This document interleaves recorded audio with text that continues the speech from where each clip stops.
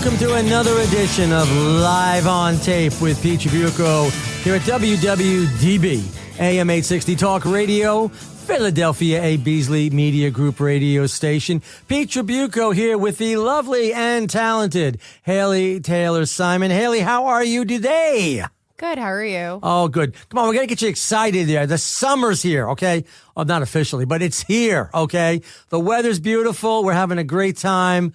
You know, I've got plans to actually go places and do something this year. You know, during COVID, couldn't do much. You know, obviously, you went in your backyard a little bit, maybe just hung out there and not done too much. But now, you know, we're pretty far away from that. I did some travel last year for the first time in a while. And now this year, we plan on doing a whole bunch of trips. So do you have anything planned at all? I know you work here a lot. You know, you're on the Fanatic and you're doing a whole bunch of other stuff. But you got anything planned? Yeah, I have a couple things in June that I'm looking forward to, so that'll be nice. That's good. That's good. Anything close by, or is it far away? Is it in a different state, or? Yeah, just different states, just some things. Yeah. Well, I plan on going back to Disney again. I'm going to be going back hopefully soon.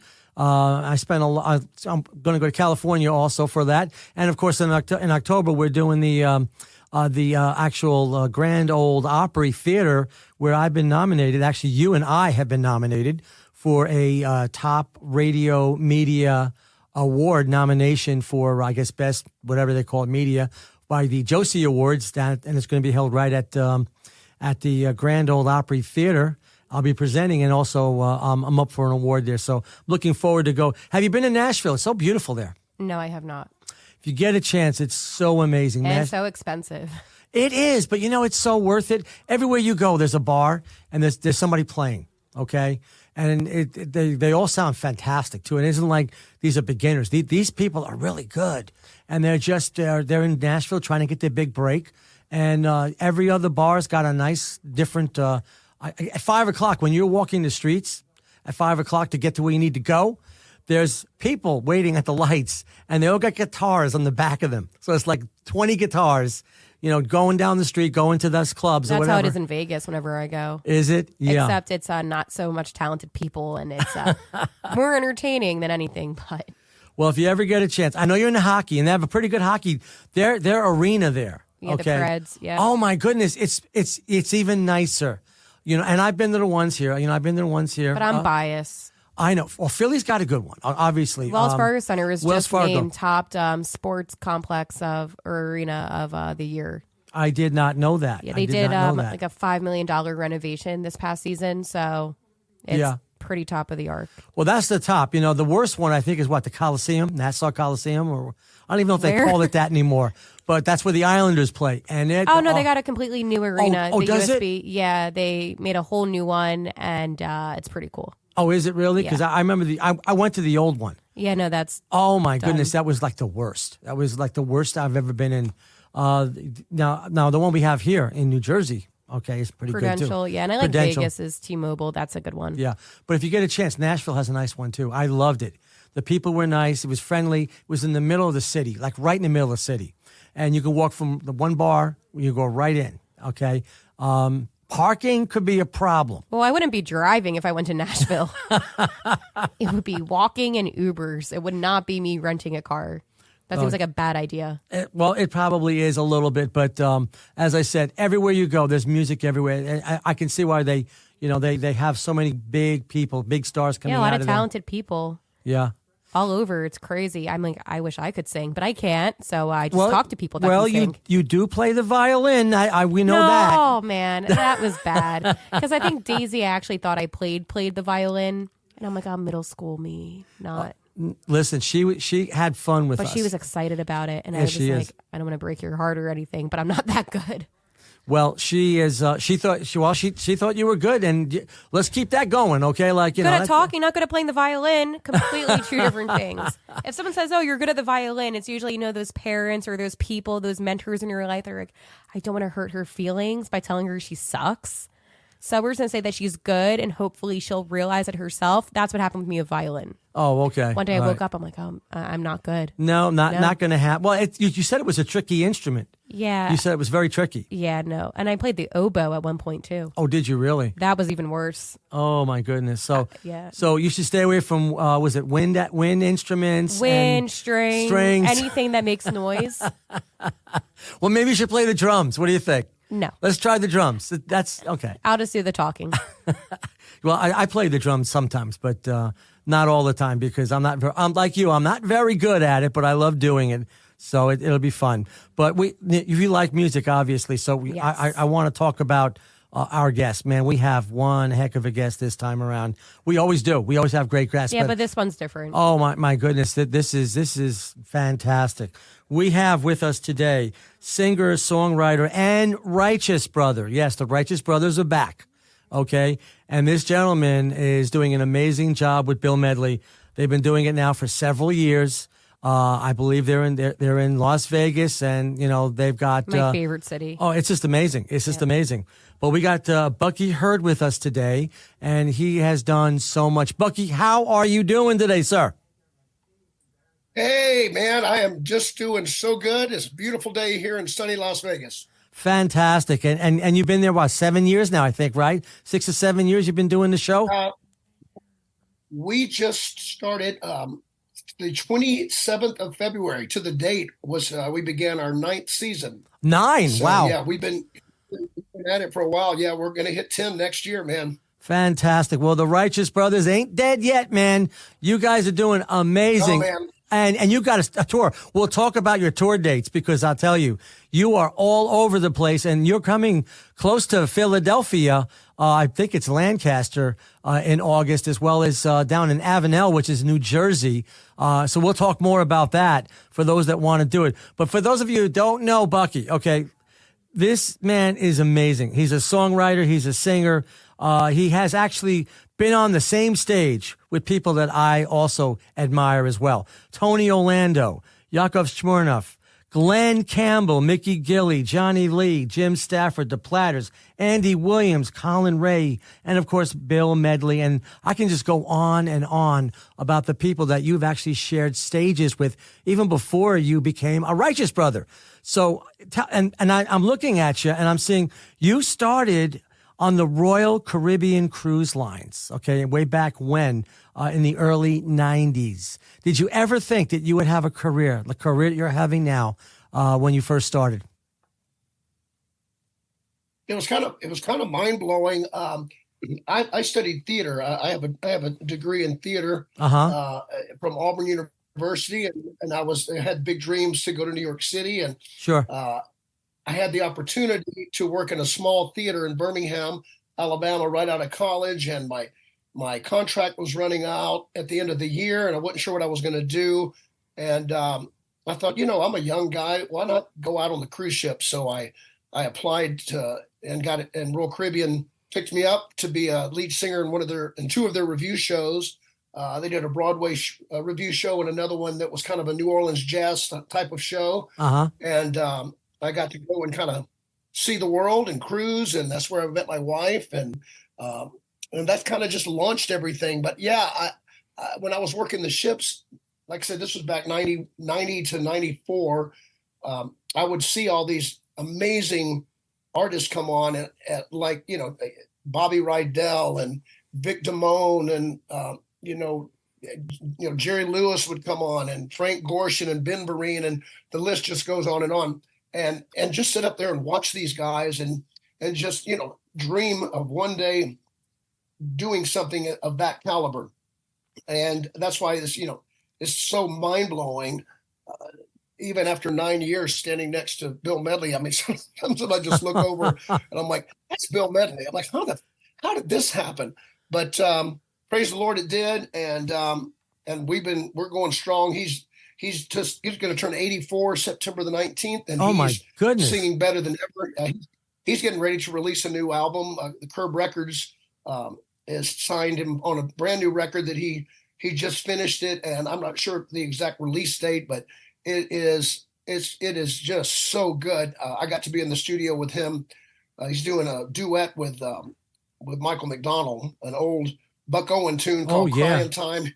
Bill's really a country music fan at heart, so he's doing a lot of country, kind of in the country wheelhouse. He does the dance, Garth Brooks, and puts his own twist on some of these classic country songs. But yes, I told him, I said, it wouldn't surprise me for him to have another hit at 84. So true. Bucky, quick question for you. Where in Vegas do you perform at? We are at South Point, which is, in our humble opinion, the best hotel in town, the Yep. best restaurants. Michael Gaughan is just wonderful. And it's off the strip, so you don't have to deal with the craziness. You can go in there if you want, but you can get out. Yeah, I We go to were at Vegas Harrah's quite when we often. first started, Oh, wait, right in really? the center of the strip. Okay, We- yep. No, I'll be in Harrah's in June. I go to Vegas quite a bit. I love it down in Vegas. So I get my rooms comped. So that's why for me it's cheaper than going to Nashville. That's awesome. Yeah, that's Oh, yeah. that's the Harris Yeah, South South we were Point. there before COVID. Yeah, no, Vegas is the best. Yeah, that's the Harris South Point Yeah, it is. Hotel, Casino, and Spa. Yeah, I'm not going to say my room number or anything like that on air, Pete. So But we were at Harrah's pre-COVID, and then coming out of COVID, Bill said, and Harrah's was very good to us, and that Caesars Corporation was very good to us. But Bill's like, toward the end of my career, him and Michael Gaughan are great friends. Michael Gaughan built the Orleans, he built all the Coast casinos, the Barbie Coast, Suncoast. He's got a huge history in Vegas, and he sold them all except for South Point. And Bill's like, I really want to go work for Michael Gaughan. And he's been so good to us. We do a Tuesday, Wednesday, Thursday, once a month. So we have a nice residency that allows us to be home. And then we go out and hit the road for about 50 to 60 road shows. I know you have a very busy schedule, and it's like I said, I can't wait till you come to this area because obviously I definitely want to see you when you're in the area. So let's get back to your career now. You ended up moving to Branson. Okay, I want to talk about Branson. We got about 3 or 4 minutes before the break. What made you come to Branson, Missouri? For those of you that don't know where that is. Well, back in the 90s, in the early 90s, Branson was the place, man. And Roy Clark came in there in the late 80s and opened up Roy's Loft. And then he just realized, wow, I don't have to go out on the road. I can stay in this, because the Ozark Mountains are beautiful. Yeah. And he said, I can stay here in the Ozarks, and I can do my show, and I can be with my family and not have to travel all over. Because, as these guys get older, the traveling really takes a toll. We always joke, they don't pay us for the show, they pay us to travel. But then Roy reached out to Mel Tillis, and who reached out to Mickey Gilley, who reached out to Glenn Campbell. Then Andy Williams came in and built a theater. And then, everybody from like Ferlin Husky to John Davidson to Eddie Rabbit to Ray Stevens, and then Bobby Vinton came in, and then Wayne Newton came in. Everybody was performing there. And my wife's in the business. I actually met her on the cruise ship. She's a dancer and choreographer, and they had some huge magic shows. I remember trying to get in to see her. She worked for Kirby Van Birch, who was a magician here in Vegas for years, and there was a 3,000 seat theater at the Mansion Theater in Branson, and they had to bring in a folding chair for me. So, Branson was just rocking. And so I kept hearing about, because Branson was pretty much closed down because it gets really cold in the Ozarks about January, February. And so Branson would close down, and all these acts like Yakov Smirnov that you mentioned, and some of the ones that I just mentioned would come out and work the cruise ships. So, like I said, when I was watching Vic Damone and all these guys, I would see, and Yakov and and they kept talking about this little town in the Ozarks, Branson, Missouri. So I've been with Royal Caribbean for about 4 years, and she was my girlfriend at the time, but we got married in 95, and they were trying to make me a cruise director, and they were about to send me to Alaska to train, and we didn't want to be a part. And I was already started talking about wanting to get off the ships. It's a nice place to start your career, but it can suck you in, and next thing you know, you've been on there for 15 years, and I didn't want that. So we came to Branson. We kept hearing about it. We wanted to check it out. And a friend of mine, dear friend of mine named James Ingle, who was Jim Stafford's music director and drummer, and he's also been with the Gatlin Brothers and with Roy Clark, but he knew I wanted to get off the ships, and he had an audition set up for me to sing and MC in a show. And I ended up getting a job offer. And then my wife auditioned at the same time for this magic show, and she got a job offer. So we decided that we would come check Branson out for a little bit. We didn't realize we would be in Branson for 22 years, but we called Branson our home for over 20 years, and it was just amazing. But over time, we've lost. Andy Williams passed away, and Gilly, and a lot of the guys that helped make that town passed away. And for some reason, they kept expecting a second influx of people like, Kenny Chesney or some of these guys that might not want to be touring again. So far, that hasn't happened, but Branson's still just a very special place in our hearts. And I agree. Many years. And I agree with you on that. Branson, like I said, I love Branson. It has almost as many, in fact, more theaters actually, more showcases than Broadway does. But so we are talking with Bucky Hurd. He is, of course, singer-songwriter and Righteous Brothers. You can catch him in Vegas and on the trip all over the country. And we'll be back with Live on Tape right after this. Each year, 5,000 people, including children, choke to death. LifeVac can stop these senseless tragedies. And it's so easy to use as well. Simply place the mask over the face and push and pull. You'll never regret having a LifeVac in your home or office. Please visit their website at www.lifevac.net today to protect you and your loved ones. Or you can call them at 877-LIFEVAC. That's 877-LifeVac. Did you know that a non-fatal overdose can cause an anoxic brain injury and impact skills such as learning, memory, organization, and decision-making? Please contact the Brain Injury Resource Line at 800-444-6443. We can help with information and resources. And welcome back to Live on Tape with Pete Trabucco on WWDB AM 860 Talk Radio, a Beasley Media Group station, Philadelphia, with the lovely Haley Taylor Simon with us today. We got one heck of a guest today, I'll tell you. Singer, songwriter, Righteous Brothers, done pretty much everything, has performed with the likes of Andy Williams, Glenn Campbell, Beach Boys, The Temptations, Tony Orlando, Paul Schaefer, Michael McDonald, Jonathan Cain, B.B. King, and many, many other celebrities. Fantastic. We have got Bucky Hurd with us. We were talking about his time in Branson and basically the cruise lines. And so you're not currently in Branson anymore. Are you still there? No, we actually I wanted to make sure this was going to work. Like I said, my wife was director for a theater and she was still performing. And my daughter, who she'll be starting at the American Musical and Dramatic Academy in New York City. She got a scholarship. She's kind of following in our footsteps, but she was training there, and I didn't want to uproot them until I knew this was going to work. Because like Bill said, he goes, when we started, he's like, I'm not sure if people are going to accept anybody stepping into Bobby's shoes, and I just don't know. So I didn't want to uproot the family, so I flew back and forth for about the first 3 or 4 years. We moved here. June will be... coming up real soon. We'll have been here 5 years. Okay. And how do you like Las Vegas as opposed to Branson? Oh, I love it, man. No fleas, no bugs, no ticks. I haven't seen a snake. My wife calls herself a desert snob because we've been talking. I know you guys mentioned Nashville, and I'm going to be going into Nashville soon, doing some writing, and I really like Nashville a lot, particularly Franklin, just outside of Nashville. Yeah. And my wife said, and my daughter's going to New York, so she said, well, she goes, Sydney can have fun in New York, you can have fun in Nashville, and I'll be right here in the desert. So it doesn't get too hot for you there? I know when I've gone, it always, I don't know, it gets hot. It gets really hot there. I tell you, I'd rather have 113 in Vegas than 88 in Branson any day.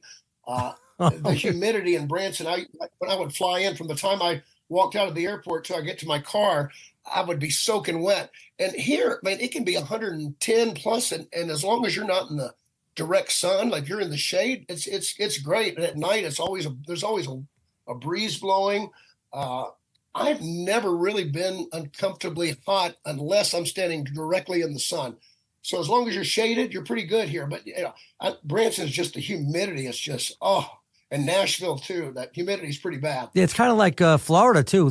Obviously there's a dry heat over in Yes. Las Vegas and in Nevada, as well as I have relatives that live in Arizona, so I know exactly what you're talking about. It's a dry heat as opposed to being like totally saturated and wet. But now you've been there 9 years. Okay, listen. You're with Bill Medley, okay? Man, this guy is amazing. What was that like? And what is it like to be on stage with him? And, just with everything he's done and all the music he has done, what is that like? I mean, were you blown away when you first started to come on board?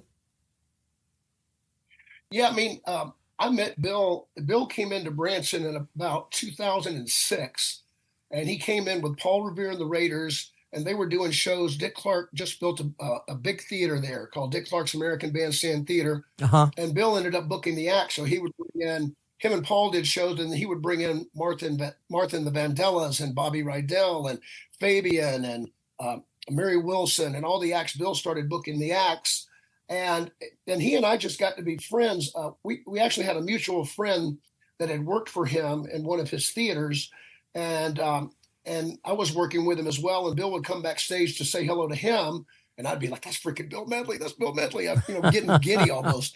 And so he and I became acquaintances. And I had a 10-piece horn band that played for 22 years in Branson, and we were the place to go on Saturday night. We were written up in USA Today and Washington Post. People would come in to see us, and it was really just a lot of guys from different theaters in town that wanted to blow off steam at night. So we were doing a lot of Sly and the Family Stone and James Brown and Motown and all that fun stuff. And Bill would come in and sit in with us. And I've actually got some friend of mine sent me a recording of us back in '07 of when I introduced him and brought him up on stage. I mean, never having a clue that I'd be doing this. And so, yeah, when I first met him, it was just like, I mean, he's rock and roll royalty. I tell him all the time now. I'm like, not only do you and Bobby have, and it'll never be beaten, the most played record in the history of American radio. Then you had Time of My Life, which was number one worldwide. Yeah, with Jennifer Warnes, right? Not only are you in the Rock and Roll, not only are you in the Rock and Roll Hall of Fame, but the thing that impressed me the most is he and Bobby, and not many people can say this, created a genre of music, because they're these two white guys singing R&B, and that was unheard of back then. Even Sammy Davis was singing. Even the black entertainers were doing a lot of more of the Sinatra kind of sound. And so when Bill and Bobby came along, and I think it was, if I remember correctly, Bill said it was a DJ in the Philadelphia area that would sign off at night, because back then, and you guys, I know this, the black stations they didn't play white artists, and the white stations didn't play black artists. That's they right. had their own stations, and I remember that. That's right. Yeah. And so when Bobby and Bill came along, they said they would show up for interviews at these black radio stations, and the guys would be surprised they were white. But when Love and Feeling came along, they finally kind of broke the barrier down, and they were the guys to do it. But the DJ from Philadelphia used to say he would sign off whenever we play their music. He would go, "And here's one from my Blue-Eyed Soul Brothers." That's so good. he kind of coined that term, Blue-Eyed Soul. And I told Bill, I said, "How does it feel?"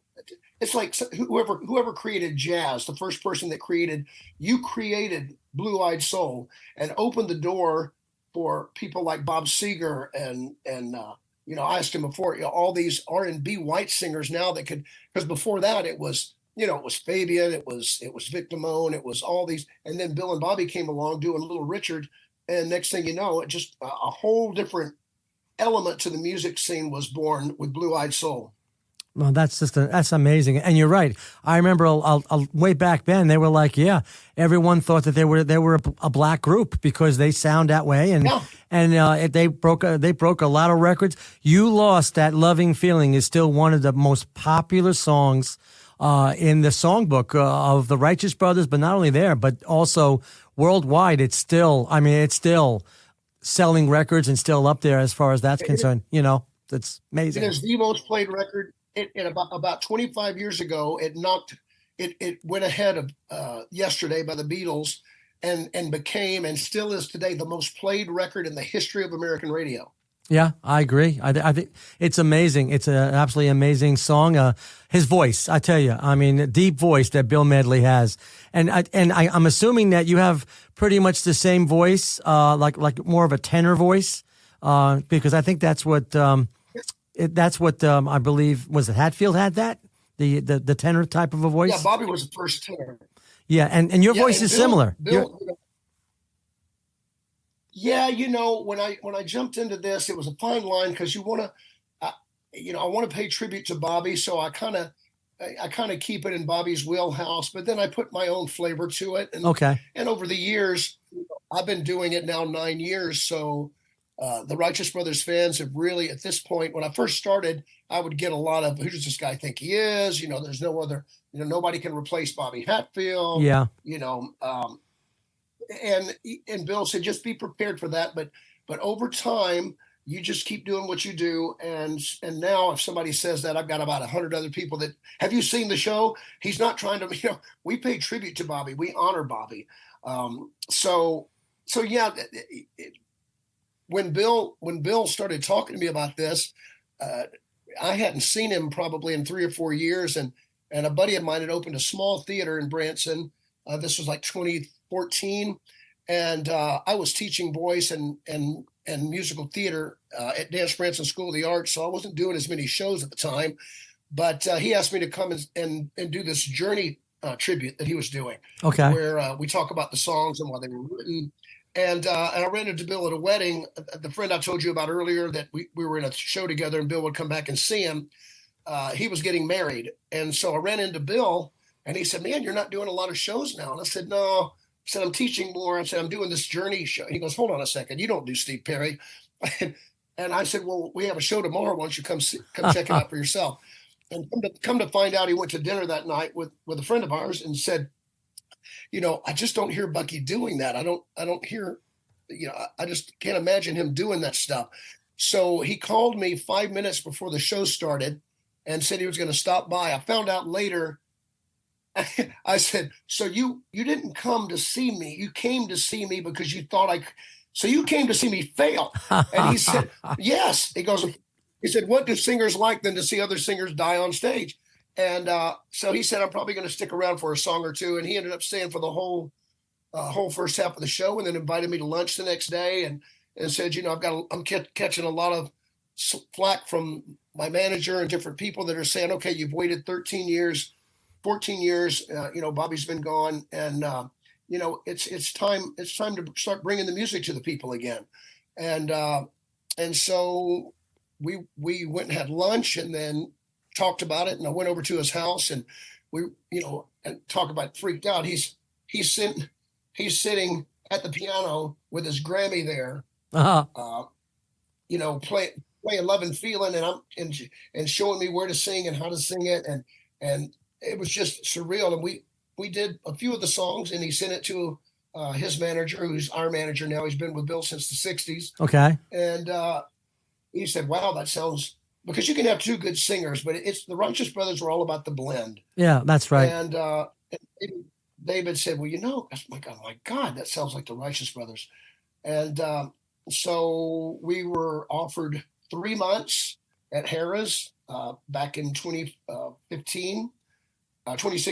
Sure. And that's all they gave us, 3 months. And so I left everything and came out to take a chance. And it turned out to be the best decision I've ever made. And actually it is. So for those of you just joining us right now, we are talking with singer-songwriter and Righteous Brother and Bucky Hurd, and we'll be back with Live on Tape right after these messages.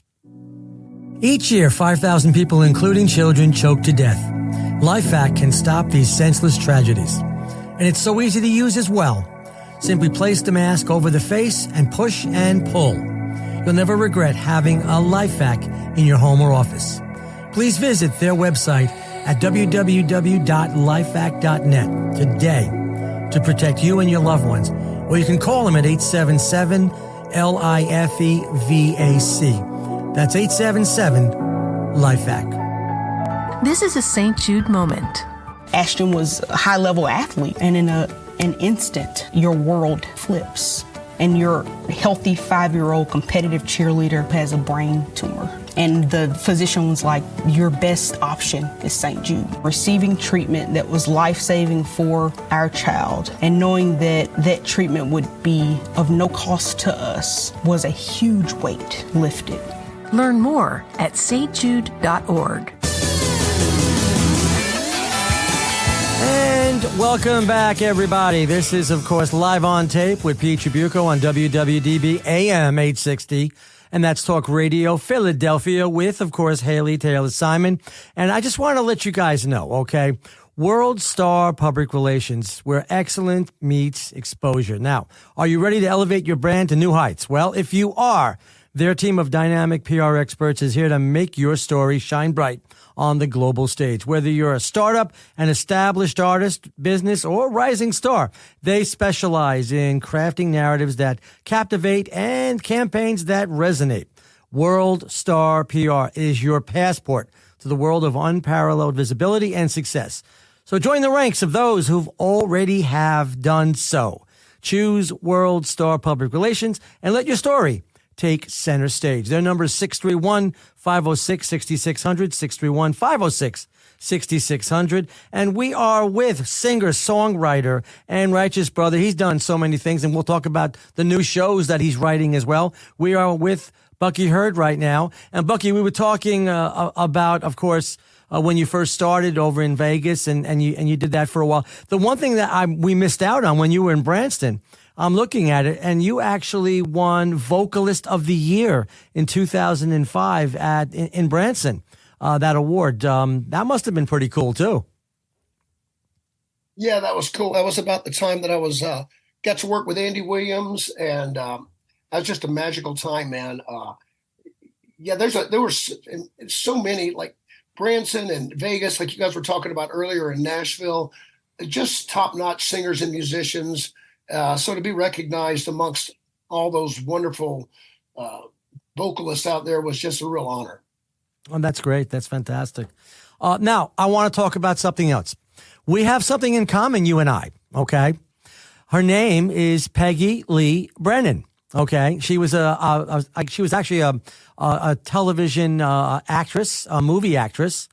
She was in MASH, okay? She played, I guess she was Radar O'Reilly's girlfriend in MASH. Well, believe it or not, I went to see the show, and of course, it's called Mike and Mindy's Wild Weekend Jam. Okay, and it's amazing. It was off Broadway for a while. Okay, and then basically you're getting it together again. Tell me about how you wrote that song, and how did you meet my cousin Peggy? How did that all come back? Well, it was right going into COVID, and right before that, I'd just been doing the Righteous Brothers for a little bit of time, and this musical, Peggy, her sister Eileen was the director and one of the writers, and it was a jukebox musical, and they had won some awards with it, but they found out what it was going to cost to license those songs, and I had written a children's musical which we ran in Branson for 2 summers called Rock You Mentally, and I wrote all the music for that, wrote the script. We were at Dick Clark's Theater. It's kind of like a Sesame Street meets the Electric Company kind of thing. Okay. Schoolhouse Rocks. And so Peggy knew that I was a writer, and she knew that I had written this musical. And so she asked if I would be interested in writing the soundtrack, for the musical. And she sent me the script, and I read it. And at the time I was just so bogged down with the Righteous Brothers and trying to focus on that. I just told her, I said, I really don't think I can dedicate my full attention to it. Well, fast forward a couple of years and COVID happens, and they reach out to me again, and I had plenty of time on my hands this time. So it was right before. So Tim Lee, our music director with the Righteous Brothers, is also a great writer. And I said, why don't we look at the script together? So we did, and we wrote the first song, and it just kind of snowballed from there. Over the course of the next year or so, we wrote, I think, 16 songs for the show. There's 13, so they didn't keep 3 of them. The scenes got cut or for whatever reason. And then we won that residency at the Players Theater in Greenwich Village. Yeah. And ran the show there. And then we we rewrote it and did it again at Open Jar Studios for a showcase in front of different producers. And then back in November of this year, we got to bring the cast in with we brought in the Righteous Brothers rhythm section and hired a killer guitarist that plays in Hamilton and all kinds of shows there, and brought the entire cast. And we did the show at the famous what's called 54 Below now, but it was 50 Studio 54 back. Yes, in, yes, back it in was. the day. And I was there for that, by the way. I don't know if you know it, but I was there for all three of those events. And you know, it's funny, when it first came out and you had the residency, it was good. It was really good. But then when it came back again, you added music and you added different music, and it was even better. Yeah. And then when we went to do with the producers to get that promoted, man, oh man, that's ready to go. That is so ready to go at that point. The actors were amazing, but the songs were just incredible. And you added several others on that. So, yeah, I am definitely a big fan of that, of Mike and Mindy's Wild Weekend Jam. And I'm glad that you're involved with that. I think one of the reasons why it's so good is because you were involved in that. Well, thank you, brother. That's very kind of you. And my daughter got to do the show with me when we were in New York, which she's just amazing. She, like I said, she's starting her musical theater journey this October when she heads to New York City. But she came in and it was in the show. So, and I was in the show as well. Yes, I know. So to be able to share the stage with my daughter and sing songs that I co-wrote. And then, of course, I brought in my friend Chris Marion from the Little River Band and Stephanie Calvert, who sang with Starship for 15 years. So we had some pretty heavy hitter singers on stage. And it's just wonderful to hear it all come to life. And Mark and Eileen have rewritten the script now, and Tim and I are writing another song. So, we'll see what happens. I was very proud. We got a very nice write-up in Broadway World. They came to see the show and gave us a real nice write-up. So it's really cool. I mean, the basic message of the show, which I think is so poignant, is parents, don't push your dreams onto your kids. And when I was growing up, you were expected to go to college. Like, that wasn't even a question. Whether I wanted to or not, my parents were going to college. And a lot of these families that have like family businesses, in our musical, it's the father-in-law. He's a plumber. His dad was a plumber, and his dad was a plumber.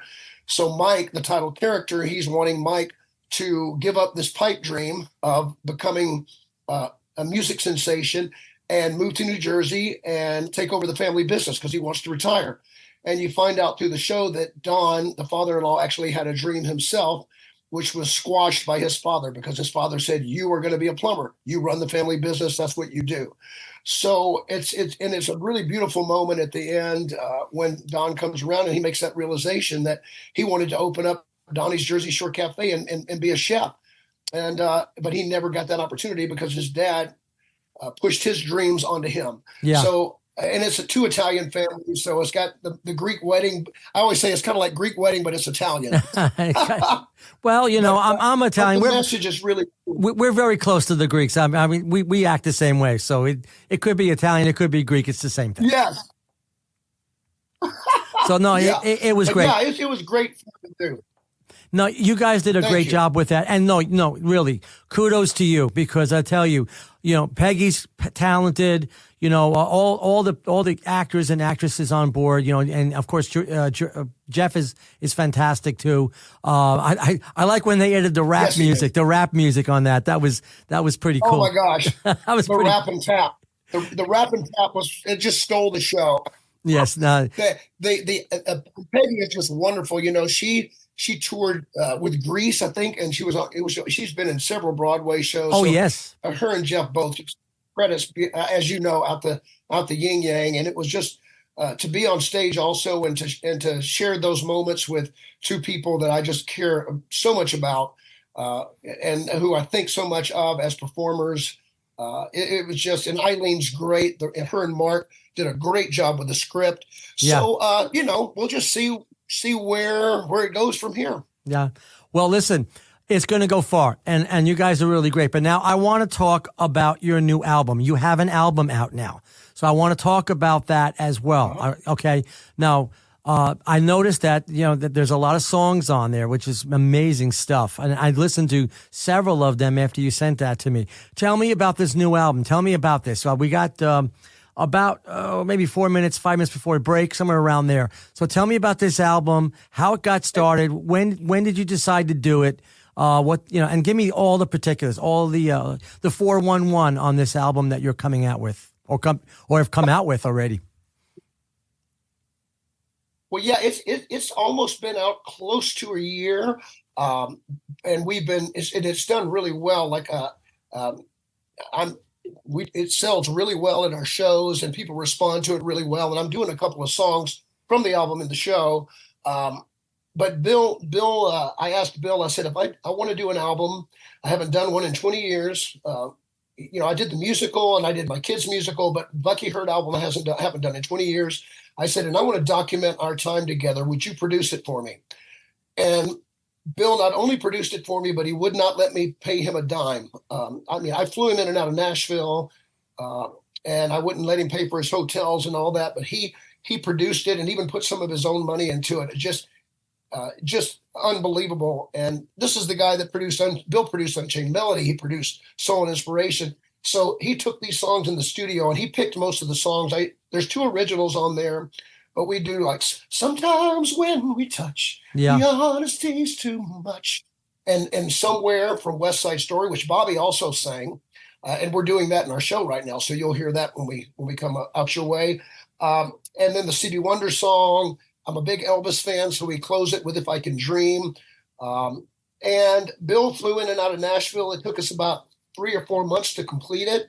And it's doing real well.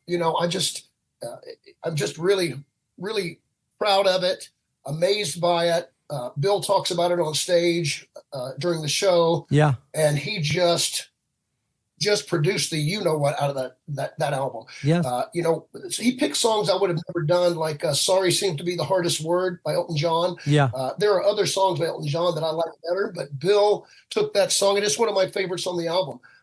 So if any of your listeners want to go old school and get a hard copy, I'm selling the CDs on my website, which is buckyherd.com, but it can also be streamed on Spotify and iHeartRadio and all those things as well. So I'd love your listeners to check it out. I'm very proud of it, like I said, and Bill he just outdid himself on that record. Yes, he did. In fact, the title is Bucky Herd Through the Years, okay? And you can find it on his website. Dedicated to my parents. I'm sorry? What was that? It's dedicated to my parents. And this, my mom and dad's song was Through the Years, and I lost my mom. She was 58 years old, and I was working on the cruise ships, and that's her and my dad's song, and she kept asking me to do the song, and she sent me the sheet music even, and I was like, I'll do it, Mom, I'll do it. And then she passed away suddenly, and I never got to do it for her, so I always tell everybody that's a lesson learned, man. Don't put off things. You never know what tomorrow holds.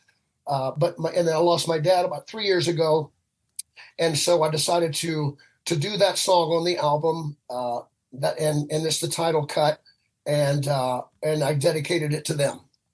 Well, it's a great album, folks. You should pick it up, and there are many ways of doing that. We'll go through the website in a second. I'm going to take an early break, so we'll be back with Live on Tape right after this. Each year, 5,000 people, including children, choke to death. LifeVac can stop these senseless tragedies. And it's so easy to use as well. Simply place the mask over the face and push and pull. You'll never regret having a LifeVac in your home or office. Please visit their website at www.lifevac.net today to protect you and your loved ones. Or you can call them at 877-LIFEVAC. That's 877-LifeVac.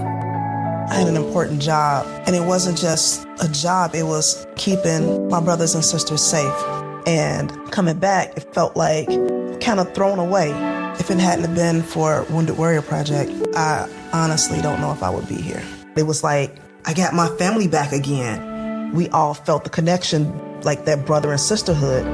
See how Wounded Warrior Project empowers women veterans like Donna by visiting woundedwarriorproject.org/empowerwomenvets. And we're We're back with the last segment of Live on Tape with Pete Trabucco on WWDB AM 860 Talk Radio, Philadelphia, a Beasley Media Group station. Hey, did you know that May is Stroke Awareness Month? Very important, folks. The third leading killer in the United States right now is stroke. So you got to look for the signs. The signs are very simple. There's an acronym called FAST, F-A-S-T. If you see this in someone, please, you must call 911. That's the F is face droop. If the face is drooping, we have got to call 911. Arm weakness. If you see the arm is weak, basically, it could be a heart attack or it could, of course, be a stroke. Slurred speech. If a person is slurring their speech and they don't normally do that, that is a typical sign of someone who is having a stroke. And finally, the FAST, and the T in FAST, is going to be time to call 911. For this month, May is Stroke Awareness Month. It is the third leading killer. It is up to you to find those signs and get help as quickly as possible. We are with a fantastic guest, a singer-songwriter, and of course, righteous brother. He's done so many things. He writes music, does all that stuff. Also, by the way, he's also a great musician too and singer. I saw that firsthand as well. We have Bucky Hurd with us, and we were talking about your album, which is fantastic. We're looking forward to getting a copy ourselves here. Now let's go over tour dates real quick. Okay. You're all over the place. Okay. You are really doing extremely well. And I noticed, and let me just get to that page real quick if I can. I did notice that you have coming soon. You're going to be doing 50 tour dates? Is that correct? Did I get that correctly? Yeah, we have over 50 scheduled throughout the year, and we're still booking some. Actually, July is kind of a little bit of a light month for us. We're going to Texas. The next gig's coming up on the 6th. We're going to be in Arlington, Texas, and the 7th we'll be in Greenville, Texas. And we come back home for 3 shows. And then I'm actually going into Nashville. We're on the Love and Feeling farewell tour. So Bill's going to be over the next year or so. We're going to be cutting back a lot. That's why I want to really encourage people to come out if we're coming close to you, because he's going to be 84 and we're not going to be doing as many shows. And eventually, he's going to want to enjoy his latter years and retire. So I'm getting myself in a position to move on. He's helping me put together my solo career. I've just hired a wonderful manager named Brenda Klein with Workhorse Entertainment. And I'm going into Nashville next week for songwriting sessions with 3 amazing songwriters that have written with some major heavy hitters. And I'm going to do an EP at the end of the year, 6 original songs, and then sprinkle them into my own show. We'll see what happens. But I'm planning on Bucky Hurd having a career post Righteous Brothers, and got a lot of plans, a lot of fun, exciting things coming out. Yes, in fact, I'm looking at the schedule. You've got Carteret. That's going to be August 17th. Okay, at 8 o'clock, and that's going to be at a great Carteret Performing Arts Center. And then you got the Glenside, Pennsylvania, at the Keswick Theater for those 2 locations in the area. And I believe you'll be playing Lancaster too. I think at the yes. Bandis Town, I think it is. I can't pronounce it, but those are 3 places that are right in our coverage area, right in our listening area that you could actually pick up. And trust me, folks, I'm so glad you brought the Righteous Brothers back. One of my favorite groups of all time. And remember, I'm kind of old myself, but I tell you, the songs, I would rather listen to those songs than some of the stuff that's coming out right now. You know what I mean? It's just, there's just an art to it, and you guys have done a great job with that. So we got a few minutes left. I want to go over, I want to go over your website one more time where we can pick up the album, okay, through the years, Bucky Hurd. But also, I also want to get some advice for our Philadelphia audience, or in this case, our listenership, that really, really want to get into the business. And New Jersey. And New Jersey, of course, that want to get into the business, okay? Because it's tough. We're playing New Jersey as well. Yes, Carteret. Yeah, and then back to Pennsylvania and Glendale. Oh, Glendale? Glendale, that's what it is. Yes, Glendale. And then we're in New York, at Port Chester, and then Hyannis, Massachusetts, and back to New York and West Hampton Beach. So yeah, we got a little tour going on in August. It's going to Little be a lot East of fun. Coast. Yeah. East Coast, yeah, all East Coast stuff. We were in Florida earlier in the year, and now we're going up to the East Coast. We love it up there. I love Florida. So too. yeah, I hope everybody can come out. But as far as getting into the business, you know, I used to teach musical theater and acting, the same place that Peggy taught at the Dance Wrestling School of the Arts. Sure. And I had these young, 16, 17, 18-year-old that were, taking my classes, and I would tell them, how many of you guys think you might want to do this as a profession? And I would say 90% of them would raise their hand. And I would say to them, if you can think of anything else you'd rather do that. And you ought to see the look on their face. And I said, the reason I'm saying that is because you have to love it more than anything in the world. You have to not be able to imagine your life without it. Because if you and people that talk about backup plans, well, I'm gonna have a backup plan. You're already done. Because if you're thinking about a backup plan, you're giving yourself an out. You have to dedicate yourself into improving your craft and to constantly making yourself better and to constantly, because you're going to get turned down in theater and singing. You're going to pitch songs. They're going to get turned down. But it could be that very next time you do it that it takes off. For example, who knew that Bill Medley was going to walk into my show? I was almost 50 years old when that happened, and if I would have given up or given myself an out, but Bill said, when I came through, you were ready. And I never stopped working. I always worked my vocals and try to sing higher and try to sing with more texture to my voice. And I was always working on my acting chops and writing and surrounding myself with people that are better than me so that I can learn from them. So the main thing is persistency. Don't ever give up. Stay persistent and work on your craft. And if you do that, you will succeed. You will find success.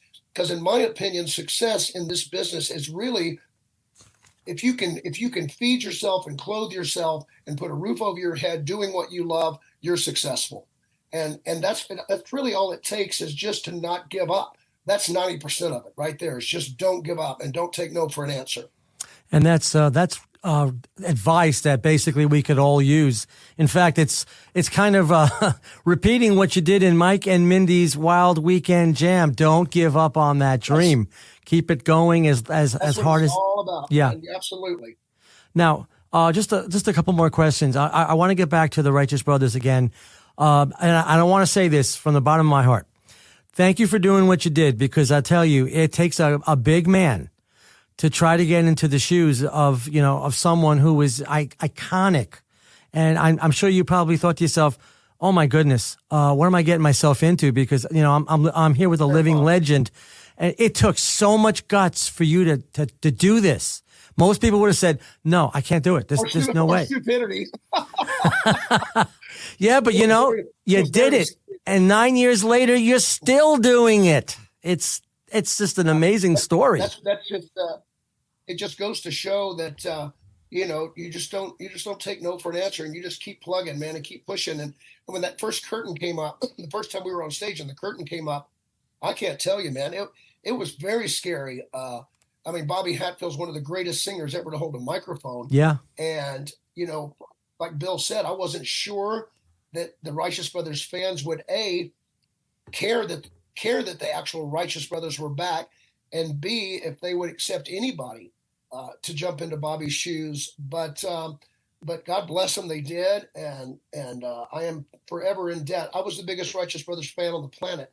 In 1974, when Rock and Roll Heaven came out, I played that record so much that, I know you probably remember this, Pete. I don't know if I'm a little older than you, but when records would start to wear out, they wouldn't play right, so you would have to tape a dime to the top of them. That's right. I remember that. The record. Yeah. And so, I was having to play that record, and my mom finally bought me a second one. But Rock and Roll Heaven was just like, that was the first song that hit me to the Righteous Brothers, because I was, 10 years old playing these songs in my room. Yeah. And singing and trying, there's a spotlight waiting, no matter who you. And I'm singing that with Bobby in my room. And then when I stand on stage and I'm singing it with Bill, it's just like I'm in a dream, man. And if it is a dream, I hope I don't wake up. But Bill's more than just a partner on stage. He's been like my best friend, a second dad to me. Okay. You know, he lost his wife during COVID, and I lost my dad, so we were there for each other during, you know, tough times. And plus, my daughter going into the business, they have dinner together where we're not invited. The knowledge and insight he's given her has been just insurmountable. Well, listen, career and her young. Well, listen, thank you so much. We've run out of time. I do appreciate it. We're going to have you on again in July because when you're in this area, we want to promote, of course, all the shows that you're doing. Thank you so much. And on behalf of myself and Haley, we will talk to you again next week. Have a good weekend, everybody.